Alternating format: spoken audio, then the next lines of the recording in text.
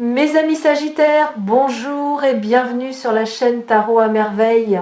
Pour votre tirage général, ceux qui me découvrent, soyez les bienvenus. Posez votre main sur votre poitrine, là, maintenant, pas métaphoriquement, physiquement.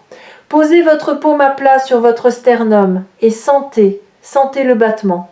Ce rythme sourd, régulier, obstiné, qui ne s'est jamais arrêté depuis le premier jour de votre existence. Ce cœur qui bat ne vous a jamais trahi, pas une seule fois, pas quand vous pleuriez, pas quand vous aviez peur, pas quand vous étiez convaincu que tout était fini. Il a battu fidèlement, sans condition, sans exiger quoi que ce soit en retour. Et c'est à ce cœur-là que je m'adresse aujourd'hui, pas à votre tête, pas à vos doutes, pas à cette voix intérieure qui filtre tout ce que vous entendez à travers le tamis de la méfiance. Non. Je parle directement à ce muscle inlassable qui vous maintient en vie et qui sait mieux que vous ce qui se prépare. Ce qui se prépare n'est pas une blague. Ce n'est pas une formule pour attirer votre attention. Ce n'est pas un titre accrocheur suivi de vide. C'est une réalité. Une réalité que votre cœur a déjà commencé à pressentir et que votre mental va mettre un peu plus de temps à accepter. Mais il l'acceptera, parce que ce qui arrive est trop puissant pour être ignoré, trop précis pour être confondu avec un hasard, trop personnel pour appartenir à quelqu'un d'autre. Gardez votre main sur votre poitrine et suivez-moi. Je vais vous emmener dans une descente, pas une chute, une descente volontaire. Comme un plongeur qui quitte la surface brillante de l'eau pour s'enfoncer dans les profondeurs où la lumière change de nature, où les sons disparaissent, où seul reste l'essentiel. Nous allons descendre ensemble, palier par palier, vers quelque chose que vous portez au fond de vous et que vous n'avez pas touché depuis très très longtemps. Premier palier, la surface. À la surface, il y a ce que vous savez déjà, ce que votre mental accepte. Vous savez que votre vie est en train de bouger. Vous le sentez dans ces petits décalages quotidiens. Un réveil plutôt que d'habitude sans raison, une envie de ranger, de trier, de jeter des choses que vous gardiez par habitude, des conversations qui vous ennuient alors qu'elles vous satisfaisaient avant, des silences que vous recherchez alors que vous les fuyez. Ces signes, vous les avez remarqués. Vous les avez peu, être même mentionnés à quelqu'un. Et la personne vous a regardé avec un sourire poli sans comprendre de quoi vous parliez. C'est normal. La surface est visible par tous, mais comprise par peu. Ce que les autres voient, c'est un changement de comportement. Ce qu'ils ne voient pas, c'est le mouvement tectonique qui le cause. Vous le sentez. Sous votre main, en ce moment, votre cœur le confirme. Descendons. Deuxième palier, le bruit. Juste sous la surface, il y a le bruit. Le bruit de toutes les voix qui se battent pour votre attention. La voix de la peur qui dit « Ne change rien, c'est dangereux ». La voix de la raison qui dit « Sois réaliste, les miracles n'existent pas ». La voix du passé qui dit « Souviens-toi de la dernière fois que tu as espéré, souviens-toi de la chute ». La voix des autres qui dit « Tu devrais faire ceci, être cela, vouloir cela ». Ces voix sont bruyantes, elles se superposent. Elles créent un vacarme intérieur qui rend difficile l'écoute de quoi que ce soit d'autre. Et le plus sournois, c'est que certaines de ces voix se font passer pour la vôtre. Vous croyez que c'est vous qui pensez « je ne suis pas prêt » ou « ce n'est pas pour moi ». Mais ce n'est pas vous, ce sont des programmes. Des scripts installés par d'autres, à des moments où vous étiez trop jeune ou trop vulnérable pour les refuser. Ils jouent en boucle depuis si longtemps que vous les avez confondus avec votre propre pensée. Mais ils ne sont pas vous. Ils sont du bruit. Et le bruit, ça se traverse. Vous avez déjà commencé à le traverser. Chaque fois que vous avez fait quelque chose malgré la peur, vous avez traversé le bruit. Chaque fois que vous avez écouté votre instinct plutôt que la voix de la prudence paralysante, vous avez traversé le bruit. Chaque fois que vous avez refusé de croire le pire scénario que votre mental fabriquait avec tant de talent, vous avez traversé le bruit et chaque traversée a rendu le signal un peu plus audible. Mais sous ce bruit, il y a un signal, un signal constant, discret, patient, un signal qui ne crie jamais parce qu'il n'en a pas besoin.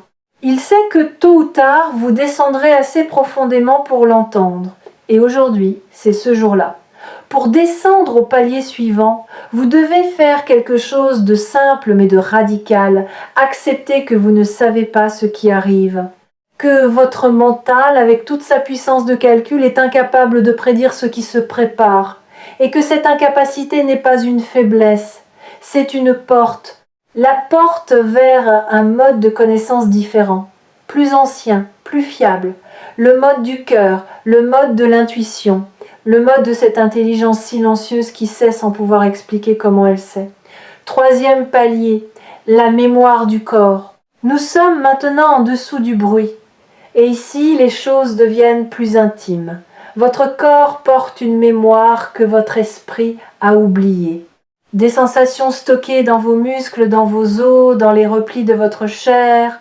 La tension dans vos épaules n'est pas seulement de la fatigue, c'est le poids accumulé des responsabilités que vous avez portées pour les autres en oubliant de poser les vôtres. Le nœud dans votre ventre n'est pas seulement du stress, c'est l'empreinte de toutes les fois où vous avez avalé vos mots au lieu de les dire, où vous avez ravalé votre vérité pour préserver la paix d'un autre. La raideur dans votre nuque n'est pas seulement posturale, c'est le résidu de toutes les fois où vous avez tenu la tête haute, quand tout en vous voulait s'effondrer.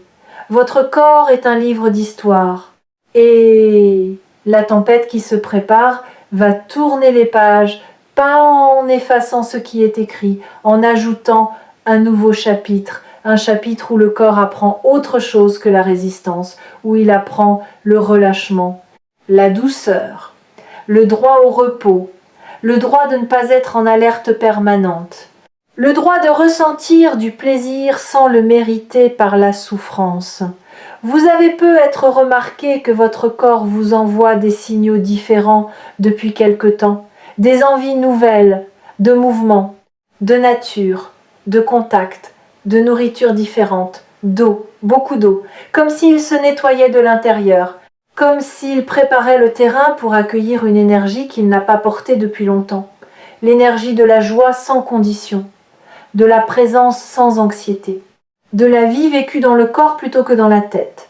Ce changement physique n'est pas anodin, il est le socle de tout ce qui suit, parce que les transformations les plus durables ne commencent pas dans l'esprit, elles commencent dans la chair. L'esprit suit, toujours, et il y a quelque chose d'autre que votre corps fait en ce moment, quelque chose de subtil mais de profondément significatif. Il redéfinit ses frontières. Pendant des années, vos limites physiques étaient poreuses. Vous absorbiez les émotions des autres comme une éponge. Vous entriez dans une pièce tendue et vous en ressortiez épuisé, chargé d'un poids qui n'était pas le vôtre. Vous portiez la tristesse de vos proches dans vos épaules, leur colère dans votre mâchoire, leur anxiété dans votre ventre. Votre corps ne savait pas faire la différence entre vos émotions et celles des autres. Mais quelque chose change. Vos frontières se redessinent, pas comme des murs qui excluent, comme une peau saine qui protège sans isoler. Vous commencez à sentir la différence entre ce qui vous appartient et ce qui appartient à l'autre, entre la compassion qui reconnaît la douleur sans la porter et l'absorption qui la prend sur soi jusqu'à l'étouffement. Cette distinction qui semble banale vue de l'extérieur est en réalité le fondement de tout ce qui va suivre. Parce que un être humain qui ne sait pas où il s'arrête et où l'autre commence ne peut pas véritablement changer sa vie. Il change celle des autres, à son propre détriment. Vous êtes en train de récupérer vos contours, et ces contours, une fois redessinés, vont définir l'espace à l'intérieur duquel le changement va se déployer. Quatrième palier, les accords silencieux. Nous descendons plus profondément maintenant, et ici nous touchons à quelque chose que personne ne vous a jamais expliqué. Au cours de votre vie, vous avez passé des accords, pas des contrats écrits, des accords silencieux, des pactes inconscients avec vous-même, avec les autres, avec la vie. Ces accords, vous les avez signés sans le savoir, souvent dans l'enfance, souvent dans les moments de douleur ou de peur. Le premier accord silencieux, c'est celui de la diminution. À un moment de votre vie, vous avez compris, ou cru comprendre, que pour être aimé, il fallait être petit, pas visible, pas encombrant, pas trop brillant, trop intelligent, trop sensible, trop présent. Vous avez appris à vous réduire, à occuper moins d'espace, à parler moins fort, à rêver moins grand. Et cet accord, scellé dans la douleur d'un enfant qui voulait simplement être accepté, a structuré votre vie entière, vos choix de carrière, vos choix relationnels, votre manière de vous tenir dans une pièce, votre manière de vous excuser d'exister. Le deuxième accord silencieux, c'est celui de la dette. Quelque part, vous avez accepté l'idée que vous deviez quelque chose à vos parents, à la société, à quelqu'un qui vous a aidé un jour. Et cette dette, jamais formulée, jamais chiffrée, est devenue un poids permanent. Un poids qui vous empêche de recevoir sans culpabilité, de réussir sans vous excuser, de profiter de quoi que ce soit sans cette petite voix qui murmure « Tu n'as pas encore assez remboursé ». Le troisième accord, c'est celui du report. Vous avez décidé, sans le dire, que votre vie commencerait plus tard, quand les conditions seraient réunies, quand vous auriez assez d'argent, assez de confiance, assez de temps, assez de certitude. Et en attendant ce assez, qui ne vient jamais, vous vivez dans le provisoire, dans l'entre-deux, dans la salle d'attente de votre propre existence. Ce qui va changer votre vie, ce qui est en train de se préparer en ce moment avec une force que vous ne mesurez pas encore, et c'est la rupture de ces trois accords. Pas une renégociation, une rupture nette, définitive, pas par la colère, par la clarté. Vous allez réaliser, avec une évidence qui ne laisse aucune place au doute, que ces accords n'ont jamais été les vôtres, qu'ils ont été signés par un enfant effrayé, pas par l'adulte que vous êtes devenu, et qu'un contrat signé sous la contrainte de la peur n'a aucune valeur. Ce qui est en route vers vous, et cette vidéo trouvée ici sur Tarot à merveille n'est qu'un des nombreux signes de sa venue, c'est la permission, pas une permission accordée par quelqu'un d'autre, la permission que vous vous donnez enfin à vous-même, la permission d'être grand, la permission d'être libre de toute dette imaginaire, la permission de vivre maintenant, pas plus tard, pas quand tout sera parfait, maintenant, avec tout ce que maintenant contient d'imparfait et de magnifique. Cinquième palier, le courant. Nous sommes profondément maintenant.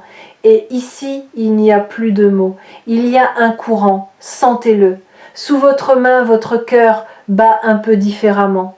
Peut être un peu plus vite, peut être un peu plus fort. Ce n'est pas de l'anxiété, c'est de la reconnaissance. Votre cœur reconnaît ce que votre mental est encore en train de traiter. Il reconnaît la vérité de ce qui est dit.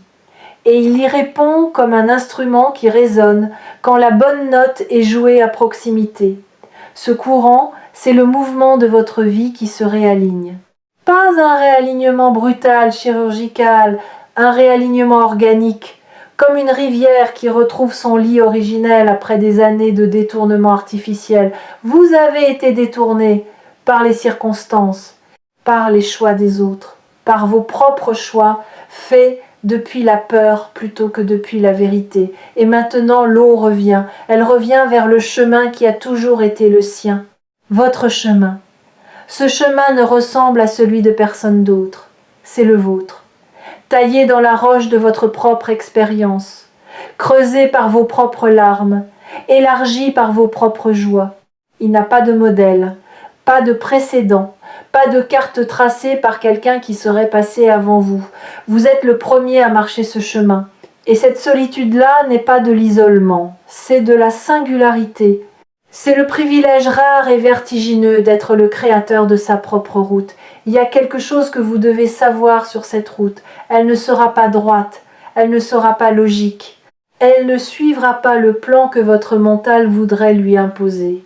Elle serpente, elle surprend. Elle prend des virages que vous n'auriez jamais choisis si on vous avait consulté. Mais chaque virage, chaque détour apparent est d'une précision chirurgicale. La vie ne se trompe pas de chemin. C'est votre mental qui confond le chemin le plus court avec le chemin le plus juste. Or, le chemin le plus juste passe parfois par des vallées que vous auriez préféré éviter, par des rencontres que vous n'aviez pas prévues, par des pertes qui ressemblent à des catastrophes et qui se révèlent, avec le recul, avoir été des libérations. Regardez en arrière un instant, pas avec regret, avec lucidité. Repensez à la chose la plus difficile qui vous soit arrivée, la pire, celle que vous ne souhaiteriez à personne. Et maintenant demandez-vous honnêtement, seriez-vous la personne que vous êtes aujourd'hui sans cette épreuve? Auriez-vous cette profondeur, cette empathie, cette capacité à percevoir ce que les autres ne perçoivent pas? La réponse, vous la connaissez. Et cette réponse n'excuse pas la souffrance. Elle ne la glorifie pas. Elle la replace dans un contexte plus vaste. Un contexte où rien n'est gaspillé. Où chaque douleur est un engrais pour une croissance que vous ne pouviez pas voir pendant que vous souffriez. Et cette croissance, c'est exactement ce qui vous a amené à ce moment, à ce palier, à cette descente vers votre propre vérité. 6e palier, le pardon inversé. Il y a ici quelque chose que je n'ai jamais formulé de cette manière, un concept que j'appelle le pardon inversé. Vous connaissez le pardon classique. Pardonnez à ceux qui vous ont blessé, acceptez ce qui s'est passé, lâchez la rancune. Vous l'avez probablement pratiqué avec plus ou moins de succès au fil de votre vie. Mais le pardon inversé est différent. C'est le pardon que vous devez demander, non pas aux autres, à vous-même, pas pour ce que vous avez fait de mal, pour ce que vous ne vous êtes pas permis de faire de bien, pour toutes les fois où vous avez dit non à une opportunité par peur, pour toutes les fois où vous avez sabordé quelque chose de beau parce que vous ne vous sentiez pas digne de le vivre, pour toutes les fois où vous vous êtes choisi en dernier ou pas du tout, pour toutes les fois où vous avez offert aux autres la patience, la douceur, la compassion que vous refusiez obstinément de vous accorder. Ce pardon inversé est l'acte le plus révolutionnaire que vous puissiez poser. Et il est intimement lié à ce qui va changer votre vie.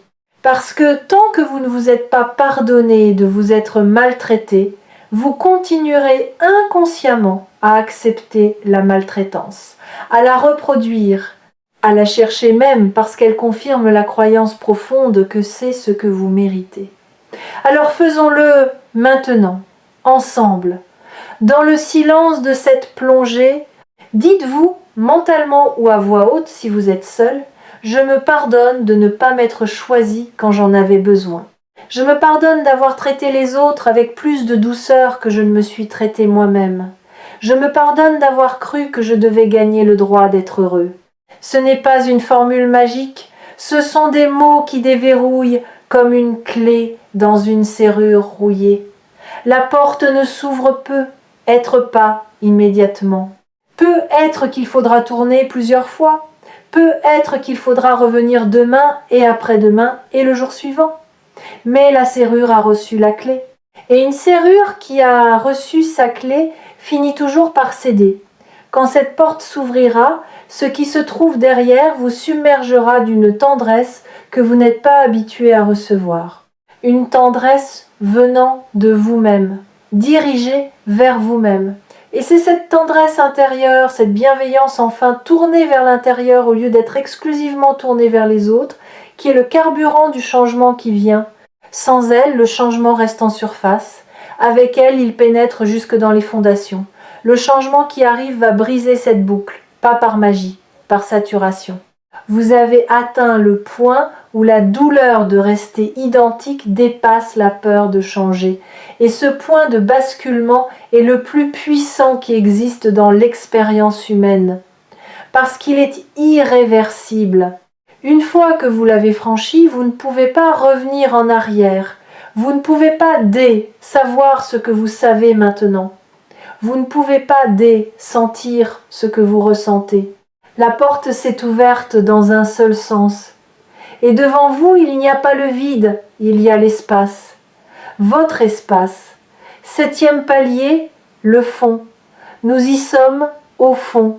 Et ce qu'il y a au fond n'est pas sombre, c'est pas effrayant, c'est pas ce que vous craignez. Au fond, il y a un calme absolu. Un silence si pur qu'il contient toutes les musiques. Et dans ce silence, il y a une vérité qui attend depuis toujours que vous descendiez assez profondément pour la trouver. Cette vérité est simple.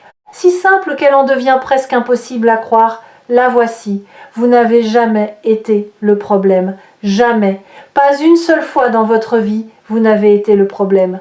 Les situations étaient le problème, les circonstances étaient le problème, les croyances étaient le problème, les accords silencieux étaient le problème.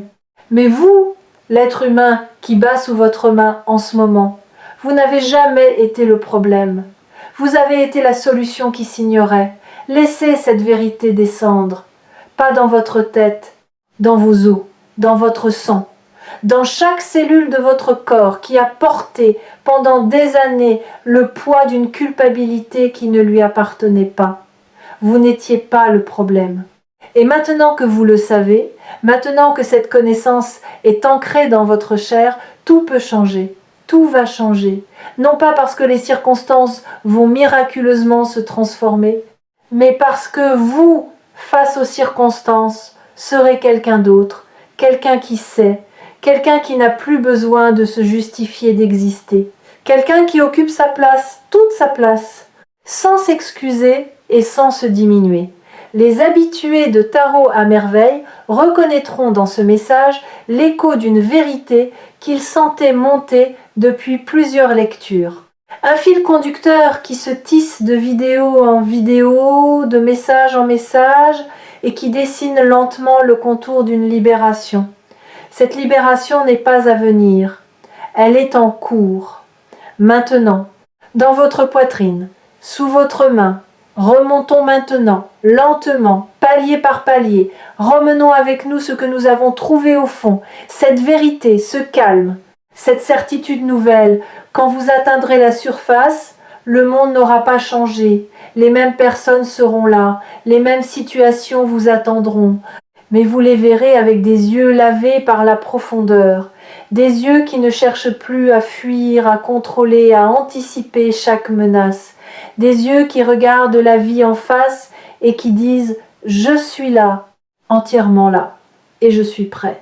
Prêt à quoi exactement? Prêt à accueillir sans condition, prêt à recevoir sans culpabilité, prêt à avancer sans la permission de vos peurs, prêt à dire ce que vous pensez vraiment, à demander ce dont vous avez vraiment besoin, à refuser ce qui ne vous correspond pas sans enrober le refus dans 10 couches d'excuses, prêt à être vu, vraiment vu, dans votre totalité, avec vos ombres et vos lumières, vos certitudes et vos tremblements, votre force brute et votre tendresse silencieuse, tout cela ensemble, sans tri, sans filtre, sans la mise en scène permanente qui vous a épuisé pendant des années, et dans cette disponibilité nouvelle, dans cet espace ouvert que vous offrez à la vie, les réponses vont venir.